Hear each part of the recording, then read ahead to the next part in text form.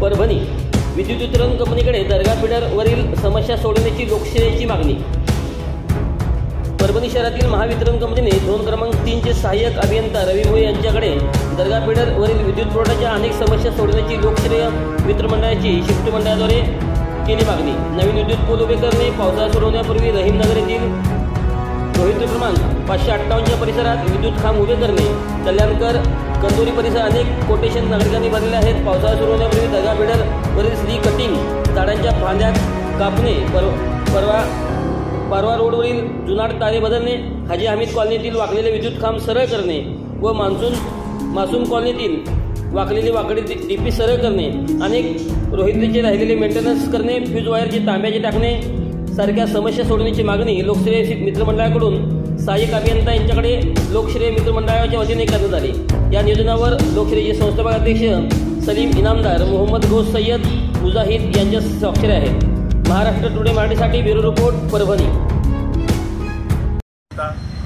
रवी भोई साहेब यांना एक निवेदन देण्यात आले। दर्गा फिडरवरील पावसाळ्यापूर्वी काही ठिकाणी परिसरामध्ये अत्यंत पोलची गरज आहे। मासूम कॉलनी येथील वाकडी डिपी वाकलेली आहे, ती दुरुस्त करण्यात यावी, अन्यथा तिथं काही अपघात होईल।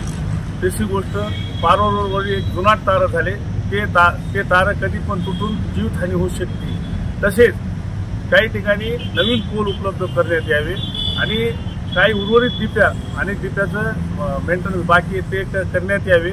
आणि तसेच ज्या ज्या परिसरामध्ये किटक्या आहेत त्या ह्याच्या मागणीनुसार ग्राहकांच्या तिथली परिस्थिती आणि थ्री कटिंग पावसाळा सुरू होण्यापूर्वी ते फांद्या जे असतात ते फांद्या लागल्याने लाईट सतत जाते, त्यामुळे ग्राहक त्रस्त होते।